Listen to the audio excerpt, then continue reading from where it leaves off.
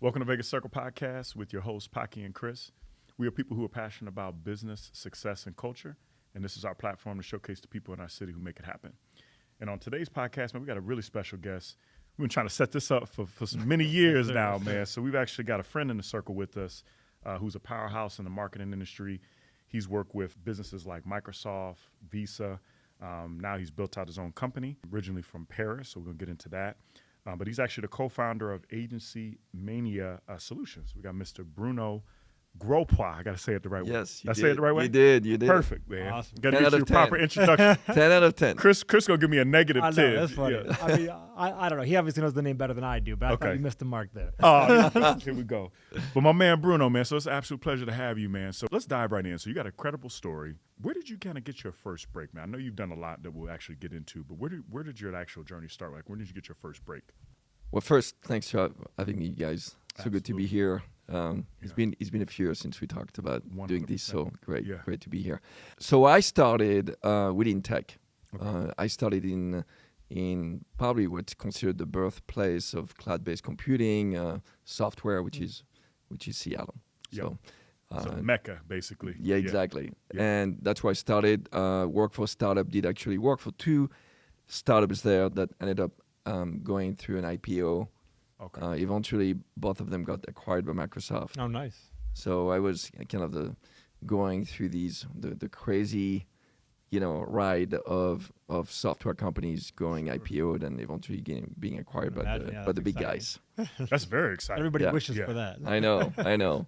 That's excellent. Yeah. So you kind of started off working for different companies, kind of learning the whole space of the industry. I did. Did they kind of like recruit you? Did you get in? Did you apply? Like how did that all work? The way it started, being French born and raised, first, went to college in France, barely spoke English, still working on that, but moved to study in the Bay Area and get a postgraduate degree. That's where I really learned to speak the language. I had no choice if I wanted to graduate.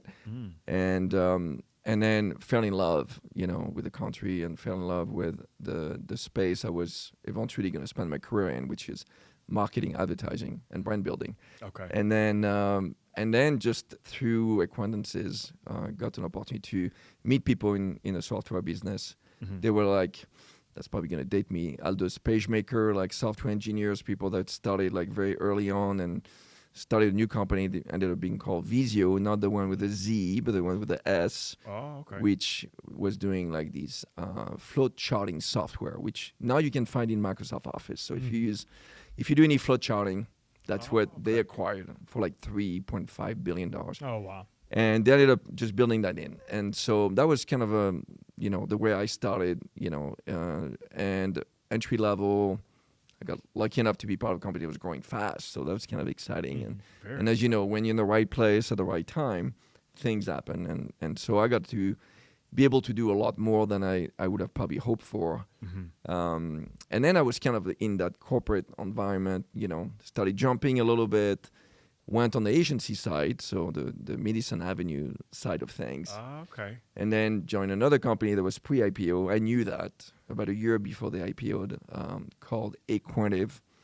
That was probably the strongest, largest IPO in the Northwest at the time.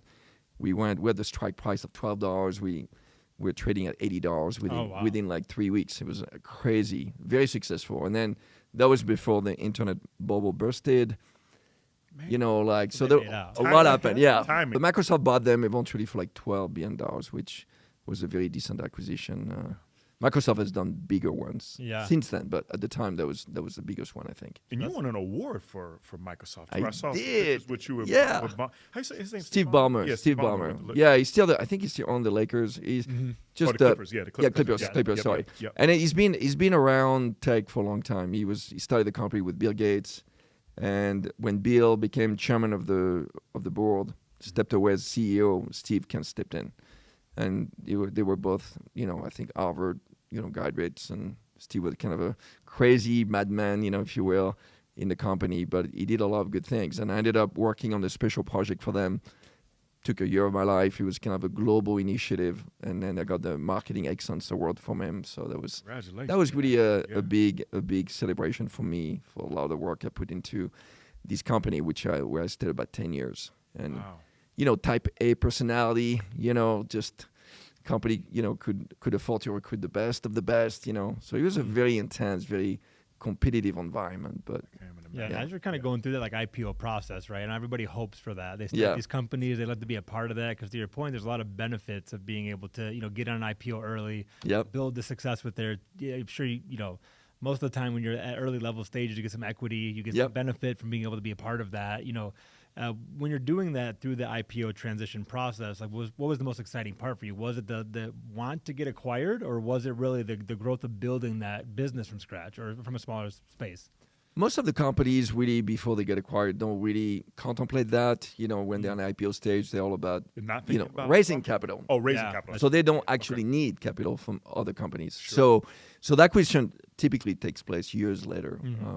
Initially, they're really focused on building scale, getting investment in, and really start growing the company. So there's a lot of excitement. I think for me, it was really just the pure adrenaline rush that you felt every day going to the office and feel like you were changing the world. And you got to be ridiculous. It's crazy. And and to your point, on paper, sometime depending on where you are, like the second time around, I was an executive of the company.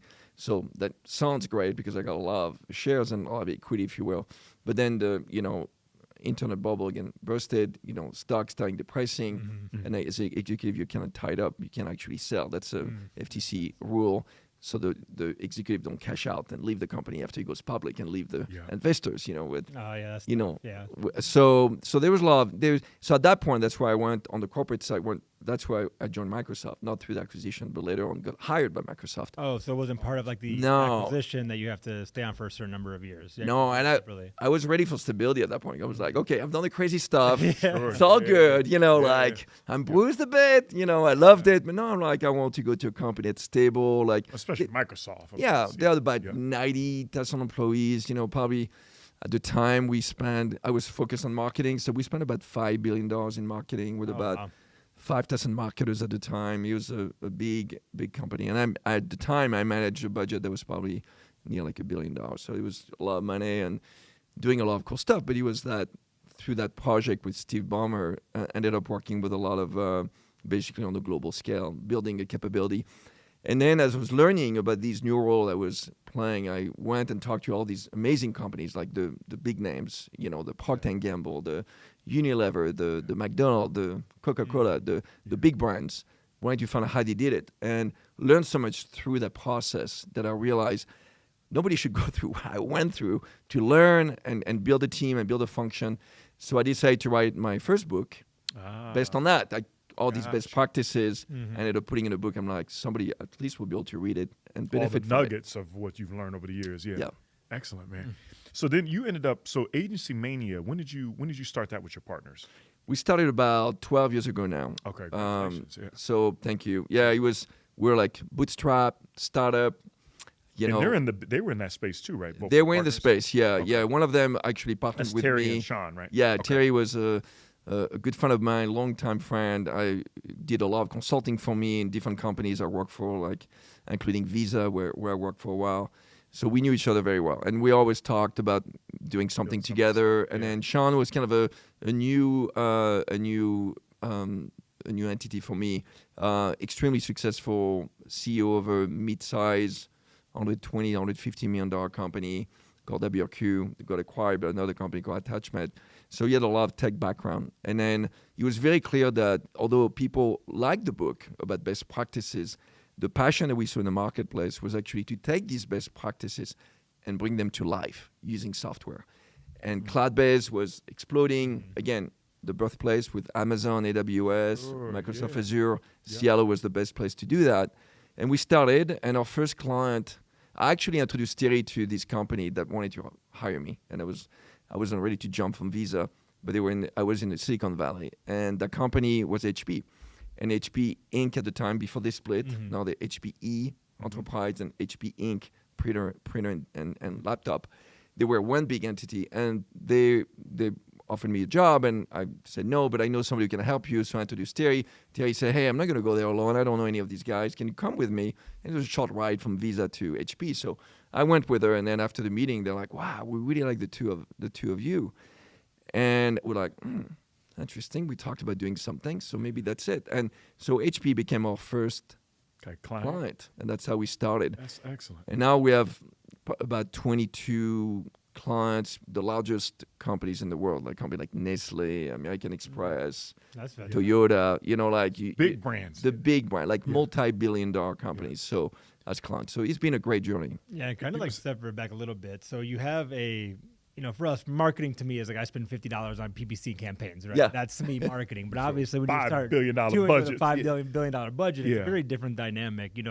What is kind of the biggest nuance that you see from managing a marketing budget for some of these larger companies versus like a small business? Because really, when you're hiring an agency at a large company like that, you're getting a much different level of value than what you would be as hiring, a PPC manager or social media manager off online, right? That's very different. Well, there's two things that come to mind: scalability and sophistication. So, because we're a small business too, servicing these amazing companies. But those companies, to give you a sense of scale, in 2024, for the first time, the advertising industry surpassed $1 trillion. Oh, wow. It's a lot of just passed in 2024? Yeah. It's over $1 trillion. That's how much money is being spent in advertising. Now, if you look at advertising, it obviously correlates very closely to GDP growth.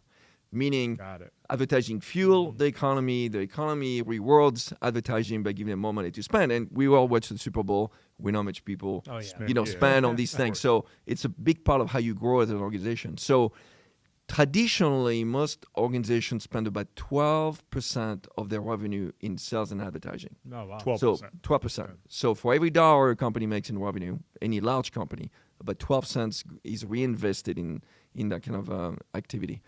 And then you split your money typically in three different ways. Media, so placement, which is about 60%, all the stuff you saw in the Super Bowl. Sure. Production, which is doing the TV spot you may have seen. Again, all the actors, celebrity talent, all that good stuff, like producing those amazing shots, those videos, those commercials. That's a lot of production.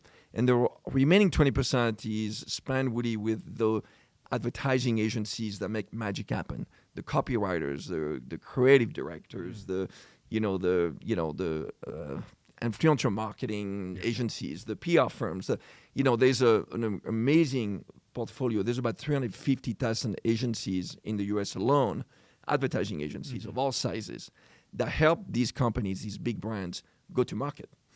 And that's how they do it. So the sophistication and the scale I mentioned is like, that's a lot of money that these agencies are being given and tasked really to help this company either drive brand equity and brand value or do what we like to refer as performance marketing, which is really driving demand and growth. Got it. Okay. There's so many layers to this, man. I don't even know if I want to go down this rabbit hole yet, but AI. Yeah. I know you and I have talked about AI a lot. How do you feel about AI? Do people stop hiring companies like agency and all these things, and you have to come and pivot and do other things, or what do you think happens with AI? Yeah. Well, first, we all in. That's why I like to think about AI as an acronym, not artificial intelligence, but all in, meaning that it's obviously penetrating basically every aspect of what we do. Yep. And the agency world has been really leveraging and investing a lot of into AI because they need to leverage that technology to do anything from media buying and planning and optimization and what they call programmatic buying, which is this algorithm that just go and automatically buy and optimize whatever you see on the web or on TV. And also on the creative side, like I may be able to come up with creative concept far quicker I can really define an audience a lot better using AI. So there's a lot of tools that agencies are using to get better, and they're investing heavily in doing that. Now, the big guys, the Google, the OpenAI, those guys have been building obviously making huge investment in building capabilities that the agencies are leveraging, and then clients are also investing in AI. Now, clients are brands, brand advertisers, are a little bit more cautious because, we see it. We use AI in our platform, so AI technology. We apply to different tools that we have. We have a platform, and many of our tools are rely on AI for certain components. But the challenge for brands is the sensitivities around using AI around consumer facing communications. Making sure that, there's a lot of regulation coming up. You would think the EU has been really aggressive with that. The US has been a little bit less. So, but, it's likely to kind of eventually, a lot of it is self-regulation right now. Advertisers say, well, if we use AI, we should probably disclose it. Good idea. You don't want consumers to find out that whatever they just saw, whatever they think they were being talked to was with a real human or whatever when it's actually AI. So disclosure is one thing. And then there's a lot of data sensitivities around privacy, personally identified information, PII. So all these things are requiring a lot of companies to step back a bit. So they have to be very transparent. And they have to regulate it. They have to regulate internally. And so we have clients who are like, hey, use AI, go for it. And we have a lot of highly regulated industry clients, like in pharmaceutical, financial services. And there's a lot more sensitivity around using AI. They have these governance rules, and you have to go through a government body inside a company to get approved to use AI. You have to make a case. They have to review it and approve it before they start using it. Everybody's very worried about where AI is going to go. And so it's funny. So we still got time, is what it's still got jobs for the most part. I mean, it's going fast, but to your point, I think a lot of time what you're seeing is that this is supplemental to what you already do, right? It helps you give better placements. It helps you give better, concepts, demands. But even with something as simple as that, like, hey, I'm going to place this or utilize this AI to help in placement, you have to get those approved as well through different clients. Want you to get that approved as well? They do. They are very, very particular about that. And agencies obviously don't have the same level of concern, so they're a little bit more aggressive, experimenting a little bit more with it. But again, they have to disclose to the client. They have to make sure the client is comfortable with it.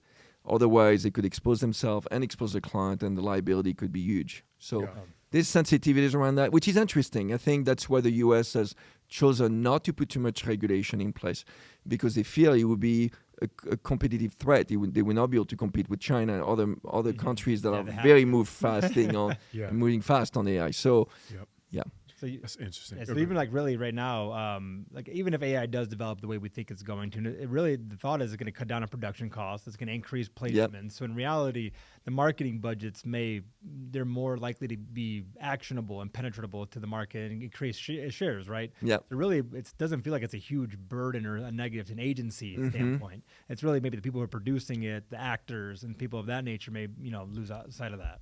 The big impact I think I've seen has been on production. Yeah, I think there used to be fly a crew around the world to go shoot in an exotic place, and you have all these massive budgets, and and you're shooting for 3 days or 5 days or whatever.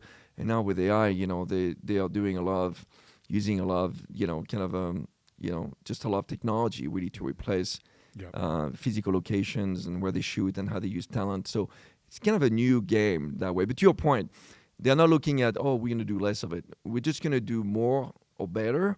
And so it's fueling, I think, just a lot of excitement around what's possible. Yeah, because they're not going to lower their budgets, but now instead of losing 30% on production, you can get 90% on placement. Exactly. Obviously where we see the higher penetration rates come in. So that makes a lot more sense.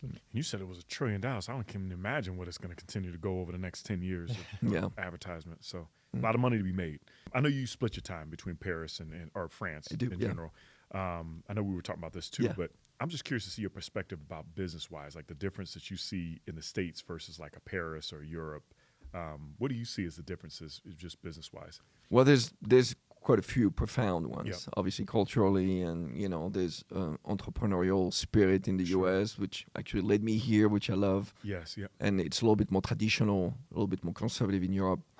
And I'm going to set aside politics because there's a lot of stuff going on about Europe and the US, and you can see those differences really come to life as lately, like people making statements, politically speaking, around a number of topics. But if you think about just really from a business perspective, the US is about, I think GDP is about $30 trillion or something. France is about $3 trillion GDP. So I think if you compare the two, there's about 10-fold difference between the two in terms of size. What's interesting, and I saw this statistic, which I think is in the book Success Freak, the productivity index, which is a GDP per hour worked, is actually equal, despite the tenfold difference between. So the French actually happen to be hyper productive, despite the fact that they take a lot of time off, they vacation. take vacation. Yeah. How was a vacation? The holiday they call it. It's there's about 5 weeks paid vacation, but really when you add the additional time, it's about 7 weeks vacation. So it's a lot. And, I like to joke with friends, people say, obviously being French, I get a lot of that, but they say, like French fries, your contribution, French toast, like French kiss. We did that one. Yeah. That's a longer story. But the one I like is actually in 1936, I don't know if you knew that, but the French went on strike. And because of that, they managed to get what we know today as paid vacation. The French did. I never knew this. So it never existed until then. So paid vacation was actually created by the French in 1936. I'll thank them for that. So now, wow, I never knew this. Yeah, the U.S. I think is maybe the only country in the world where at the federal level you're not obligated to provide paid vacation. I think most countries are, but it's a best practice, and that's why people see it everywhere. Yeah. But the French actually, that was one of their big contributions to the world. Man, salute to the French. That's the best one. You like that one? I like the French kiss too, though. That's a good one too. You said French kiss. Yo, that's amazing. Let's talk about your book then. Yeah. So this one really caught my attention. The Success Freak, Kick Ass in 7 Days. What is this actual book about? So, I've always been really passionate about topics that are a little bit nebulous. Like, so I wrote books, about beauty and business partnerships. And success was one of those very interesting, almost obsessional topic for a lot of people. Like, everybody's obsessed. There's a fine line sometimes between obsession and addiction. Like we're all addicted to success, obsessed about success. And there's something healthy about it. For me, there's a healthy obsession about success. So it's not an oxymoron, not to me at least. I think you can actually be obsessed and do good, lead to really good positive outcomes when you put the right amount of energy. But a lot of people, I think, are struggling with it. Success for me is another way of what is our definition of happiness, right? How do we reach that state? And in a dopamine culture, that we live in, where, for a lot of people, happiness is really about seeking pleasure and avoiding pain. And sometimes, in my opinion, it's a lot more than that. It's finding kind of what I like. Oliver Twist has a great quote I love. He says, "There's two important moments in life." I don't know if you heard that quote, but it says, it's the moment you're born and the moment you find out why. And for me, success is really about finding your why. And people really spend years sometimes feeling that void, not knowing their why. And so I wanted to write a book that would be digestible for most people. Most of the books people read are thick. They're like full of stories of people that maybe they can relate to, maybe they can't. This biography from these highly successful people. They may never be able to replicate. So I wanted to write something very pragmatic, something you could consume in a reasonable amount of time, so you don't put that book on your bookshelves or on your nightstand, and read it. and remind yourself to finish the chapter you never finished and go back to it 6 months later. So that's why I wrote it in a way that was digestible again in 7 days. I wanted to really identify and extract what I thought through countless interviews and successful people I've met over the years. What are those 7 most essential skills that will really propel you forward? And then how can I give you those skills to acquire 1 skill per day, 1 chapter per day? So within 1 week, you can actually bring this to life. It's not 7 years. This is easy. Yeah. Yeah, fantastic. Can you give us one? Can you give us one of those? I'll give you one. I'll give you the first one. Well, which one, as you're researching through the book to try to create the book, what was the experience that you found or learned that maybe you didn't already know that you thought was, pretty profound or insightful? So if I were to ask you, every one of you, just what do you think are those essential skills for success? We may all come with a different set of skills, and it's okay. And if we ask 20 people, we'll probably get 20 different things. What I was interested in is what are those again that are common to most of these stories So I really wanted to kind of extract the one that I'm most telling. And there's a usual suspect, you might think, okay, what tenacity, the expression, like we fail to remember sometimes that 98% of the people who give up too early work for the 2% who never stopped, type of thing. So all these kind of cliches and stereotypes around what makes success true. And a lot of it, working hard, like applying yourself, and all these things are true. But the first chapter I picked that I'm very passionate about, because to me it's at the core of challenging some preconceived notions we have in our society, the social norm around what success is, like wealth, fame, power, which those are the most common ones. Yeah. And we idealize them in our culture, right? Like in everything we do. We're like, that's what we look up to, that's what we world. And I wanted to introduce the concept that success is very personal. All definitions of success should be personal. So the first chapter is about really coming up with your own personal definition of success. Because if you don't have it, you'll never really truly be successful in your own terms. You'll be successful maybe on the terms of maybe what your parents think success should be, or your friends, or society, or on your environment. But it's a very personal quest for first to define that. And so I give some examples of that, of people, and ask them, how do you think, do you think their fame or their wealth is their means of definition of success? And when you start thinking about it, you'll realize there's a lot more than those really, in my mind, primitive concept. And so that's the first chapter, is really exploring really that. Setting a foundation for yourself. I mean, kicking off strong. I feel that's solid already. Yeah, that's solid, man. Man, my kids read this, man. That's excellent. I don't even know where else to go with this, man. I've got so many questions for you. Yeah, but that's definitely a great, insight. I think for us, one, kind of kick off with the book, what it's about specifically. What about the process of rating a book? I think that's one thing to go through. Now you're on multiple books. You've gone through this process a few different times. Does every time it get a little easier, or is every time it's the same challenge?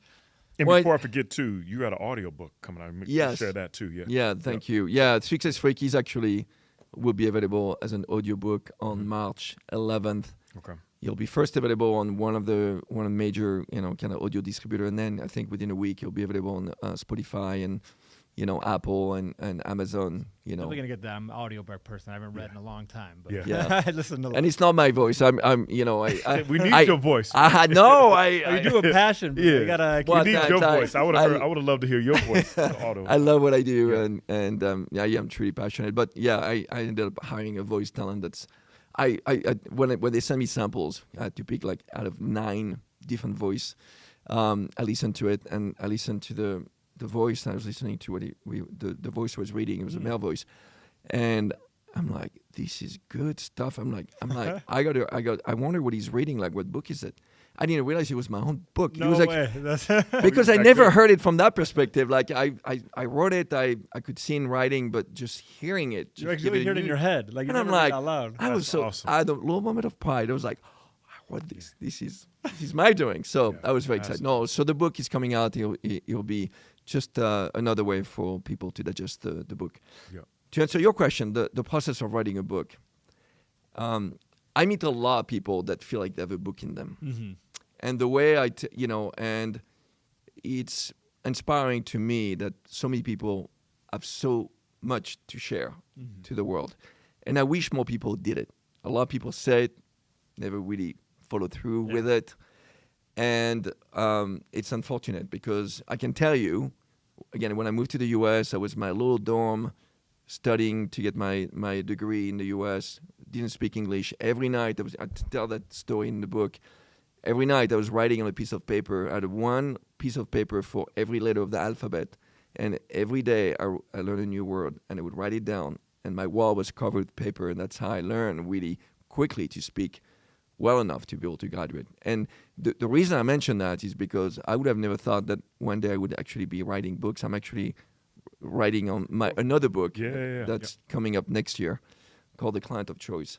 But I'm working on that. But the point is, if me, an immigrant, if you will, from Europe, barely speaking English, can write a book, my take on it is everyone can and maybe should consider writing a book.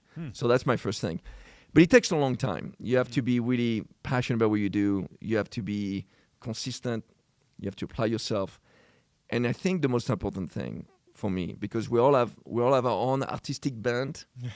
I cannot sing. Don't ask me to sing. I cannot play an instrument. But writing is something I enjoy doing. And I think you get good at what you enjoy doing. Yeah. And it also doesn't feel like you're working at it. If you're writing a book and you don't like writing, I would say forget it. Like maybe hire somebody to do that. But just don't, please. It's going to be brutal. Mm-hmm. So because it took me about 4 years, my first book. I'm getting a little better now. The next one is going to take me about a year to write it. Mm-hmm. So it's much more efficient. And then it takes another year, I think, to get it ready. So I work with my publisher. I have a literary agent. I'm probably going to work with the same publisher again. Then they have their own process where they do their own editing. Then you have to print it, and then you have to get it distributed. So, and then you have to market it. So all these things are important steps in a multi-year process, really. So it takes a lot of dedication. That's a lot, yeah. I did not know all that. And I was curious, like, do you have like a journal where you just write notes in and just like, what's your process like? Do you voice it on your phone and reference it? I can't even write down with a pen very well. Like if my handwriting is awful these days. So because I live in tech, I'm audio transcriber. I use tech tools and I've always kind of done that. Your idea out it's there, much easier for me to organize it on, that way. No handwriting, no notebook. Yeah. But it's finding the time really to do that. Like I'm writing, I think I mentioned to you, I'm trying to finish a screenplay, my first one. First time I'm doing fiction. Most of my writing is nonfiction, but I'm challenging myself. It's actually a vaudeville, so comedy type of thing. I'm almost done with it. Very challenging for me because I'm not a fictional writer. And suddenly writing humor, and it's. But you have a very good sense of humor, so I know that that would do well. Yeah. Well, that's very nice of you, but you have to be in the right mindset to write. Yeah, you can't do that kind of stuff. Day. Yeah. And it's true for any writing. I write when I'm inspired. I can't say I'm gonna write Mondays and Tuesday between 6 and 8. It doesn't work that way, man. The energy's right. Yeah. If I'm like, oh, this is my time, I feel it. I'm like, leave me alone. I'm writing. That's my time to write. That's good. And I think any artist is like that. I don't think painters will. I don't think Picasso was saying, "Hey, from 6 to 8, I'm gonna go and start painting." He's like suddenly he probably will close his door and do this for 3 days without eating, and because he felt the calling. So I think you have to follow your calling. And that makes sense. You never know when it's going to come up either. And I think that's why they'd say a lot of writers write like the first thing as soon as they wake up in the morning because they're just randomly inspired by something. People just leave notebooks as a journal method, like right on their bedside. You know, just be able to write up, once it pops up, so in the mind. And those who do, I admire them. Yeah, I'm just not one of them. I just can't. Yeah. Like Stephen King, I think he could write for every single day for the rest of his life and be fine. But so you were a French foreign trade advisor, right? Yes. For a period. Can you kind of share just building relationships is your thing and being able to break it down simplistically, through your books and different nuggets and things. Can you kind of share with us just how our listeners could build better relationships? Maybe it's in business-wise or personal. What's one tip that you can actually share for them? Yeah, so first, as I did some work, as you mentioned, as a economic advisor for the French Ministry of Commerce, really helping French companies and American companies collaborate better. So whether they were, looking to attract talent or export talent or export technology or import technology, but finding ways to work. So I did that for a number of years, and it was very rewarding, to be really these kind of a super connector to the world of business. Yeah, that's awesome. Yeah. And it felt very natural to me because, to your point, I dedicated really my career to help companies collaborate better, and that's been really the journey I've been on ever since. So, but your point about how do you go about doing that, what's fascinating about business partnerships is that there are a lot of similarities with personal relationships, right? A lot of the concept and principles about trust, and transparency and communication and, respect and, a lot of these concepts are really naturally expandable to the business world. No, it's not that simple in business. In the business world, you have these commercial relationships and you have these additional layers, multidimensional layers of complexity that you have to account for. And I would say the level of loyalty sometimes is not as strong, awfully, as you would expect in a personal relationship. because, once a partner doesn't really cut it anymore, you might be very quick to look if the grass is greener somewhere else. And 1,000%. Yeah, and maybe explore other partnerships and so on. And sometimes not in the most, obvious or direct way. So, but I think I think if you are naturally inclined to build a relationship with people, you do that naturally within your family environment, within your community of friends. And, I think there's a lot of these personality traits that apply to the business world that you can use. And then the rest, you just have to learn, by, again, practicing. And there's a lot of resources online, seminars online, great shows like yours, where you can pick up a lot of these skills. And that's a journey we're all on. Yeah, that's interesting. Very much so. Makes a lot of sense. I wanted to touch just a little bit about your foundation, right? The sex trafficking was huge. It's taking over the world a lot of time. You want to share a little bit about your foundation? Yeah, I had the opportunity years ago to meet Emma Thompson, the 2 times Academy winner. Emma was at the time the chairman of the Ellen Ballmer Foundation, which was Ellen Ballmer was a Holocaust survivor, really big on, big human activist. And she started a foundation called Ellen Ballmer Foundation that was really helping victims of sex trafficking recover from the traumatic experience they had. And Emma got involved through these, and that's a story she shared with me, because she lives in London. And a lot of time you think about sex trafficking as these, I don't know, maybe Middle Eastern or like Eastern Europe or like South Asia kind of phenomenon. It's US. And it's in the US. It was in London. Yeah. And she met a victim of sex trafficking. Somebody was abducted a block away where Emma lives. And that was kind of the opening moment for Emma to really think about it. So they started a number of projects. They started one in Amsterdam where they did kind